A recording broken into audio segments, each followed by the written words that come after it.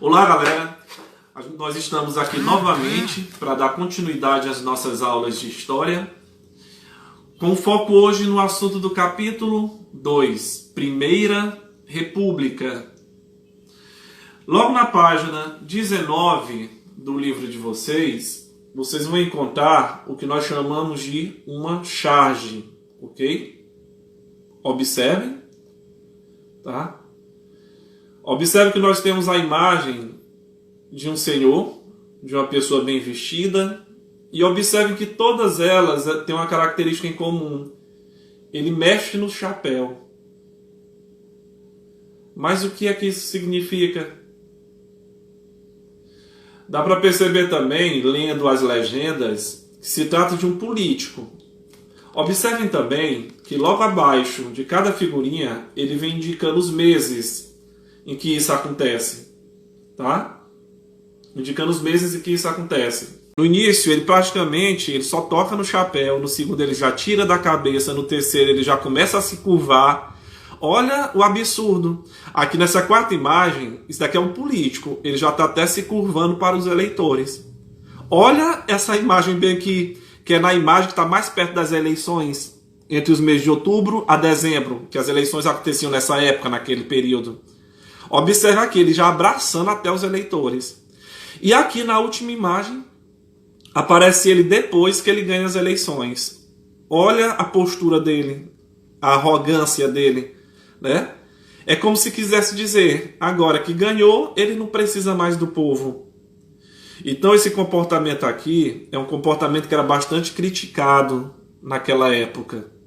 Essa imagem, repito, da página 19, ela vem para ilustrar como era a política daquela época, tá certo?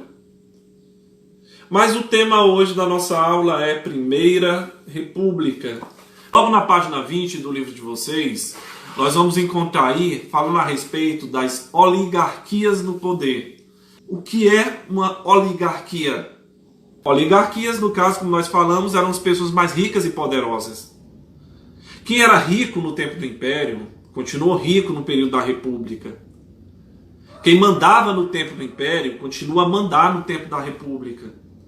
Principalmente quando a gente fala desses grandes proprietários de terras. Nessa época, pessoal, um dos principais produtos, quando eu digo proprietário de terra, quando eu digo proprietários de fazendas, eu estou falando dos grandes proprietários de fazendas produtoras de café. Naquela época, pessoal, o café era o produto mais importante da economia brasileira. Por que, professor? O que é que o café tinha de tão importante? É porque naquele período, no início do século XX, o café era muito consumido na Europa, nos Estados Unidos. E por isso, e naquela época também, o Brasil era um dos principais exportadores, vendedores desse produto. Isso trazia muito lucro para o Brasil. Certo? Pois bem, é por isso que essas pessoas acabaram sendo as que mais tinham poder, porque elas tinham influência, elas tinham dinheiro, tá? Ainda na página 20, ele vem falar a respeito de um sistema que se desenvolveu na época. Vamos falar de política, certo? Vamos falar de política. Esses grandes proprietários de terra, essas pessoas ricas e poderosas, que viviam nos municípios, nos estados, eles foram chamados de coronéis, certo? Mas por que coronéis?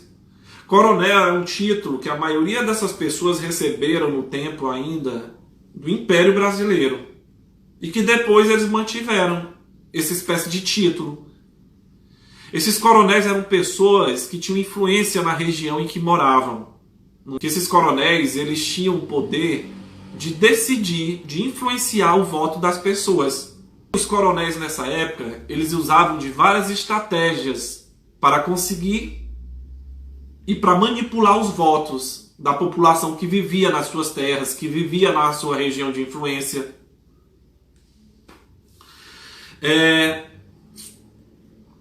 Nessa época, pessoal, a principal forma de controle do voto exercido pelos coronéis era a troca de favores.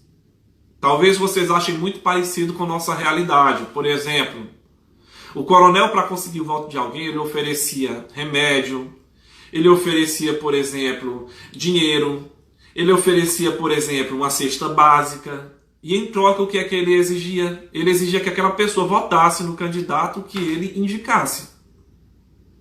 Só que não parava por aí não. Além da troca de favores, esses coronéis, essas pessoas ricas e poderosas, eles também usavam muito da violência. Ou seja, se a pessoa, se o indivíduo, se o eleitor, ele não votasse através de acordo, ele votaria através da violência. Ele sofreria ameaças, ele seria espancado, ele seria expulso das suas terras. Tudo isso para obrigar as pessoas a votarem nos candidatos que ele quisesse. E ainda tinha mais. Naquela época, além disso tudo, dessa violência, da troca de favores, ainda existiam as fraudes eleitorais. O que eram essas fraudes eleitorais? Funcionava da seguinte forma. Naquele tempo, o voto era diferente. Como assim, professor? Diferente. O voto ele era aberto. É diferente de hoje. Hoje o voto é secreto. Naquele tempo era aberto. Ou seja, todo mundo sabia em quem tu votava. Então não tinha nem como tu enganar o coronel. Dizendo, por exemplo, que ia votar em alguém e depois, na hora, votar em outro. Não tinha como tu fazer isso. Porque uma vez que tu prometia, o coronel ia saber em quem você estava votando.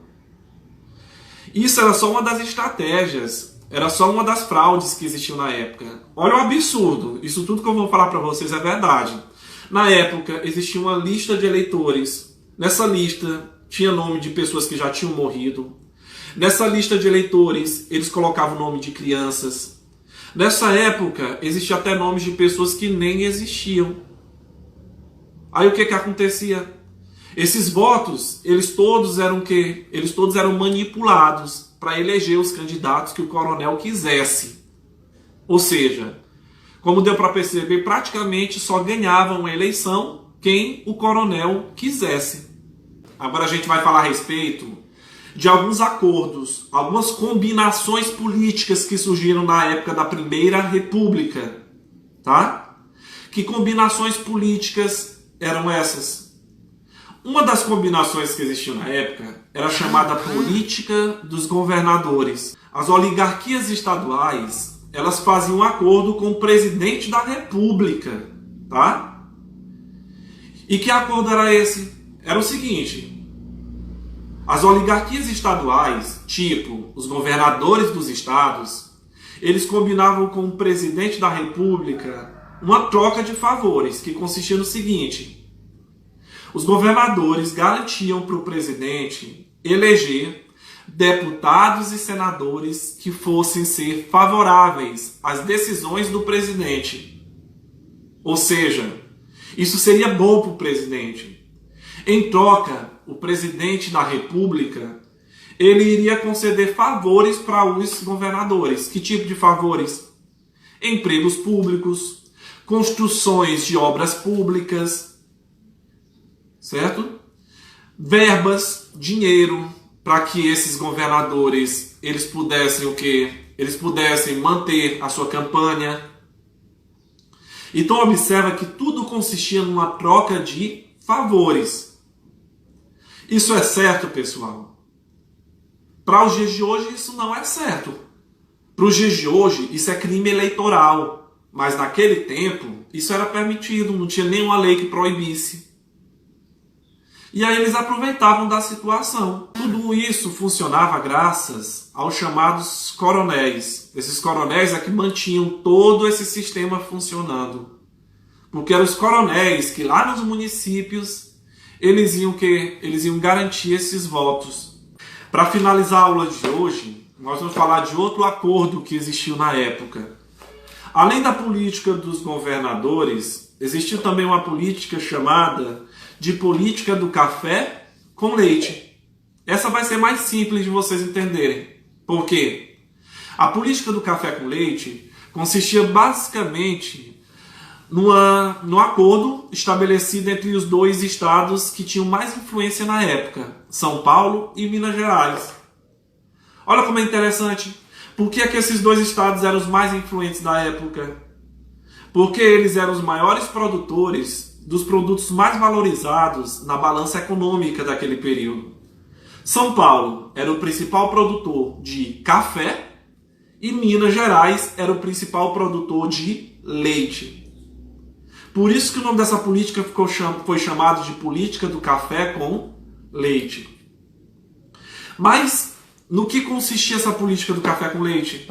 Consistia no seguinte: esses dois estados, olha a mãozinha, São Paulo e Minas Gerais, eles ficavam se revezando no poder. No mandato, seria o quê? Governaria um presidente de São Paulo.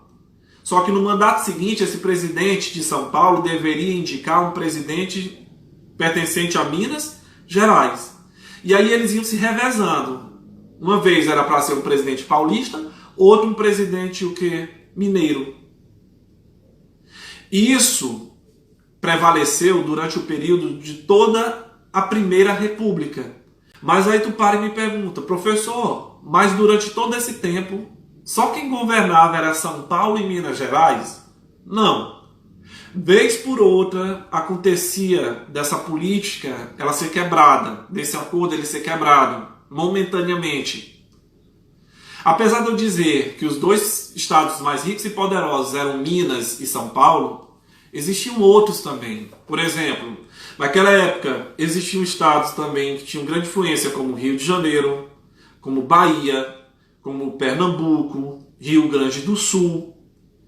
Então, pessoal, essa política ela se tornou famosa, política do café com leite, e de certa forma ela foi simbolizada por esses dois estados, São Paulo e Minas, mas existiam também outros focos de poder, que também tinham uma certa influência na política local e até nacional, como eu falei para vocês. Então eu queria agradecer a todos pela presença, pela força e até a próxima, pessoal. Tchau!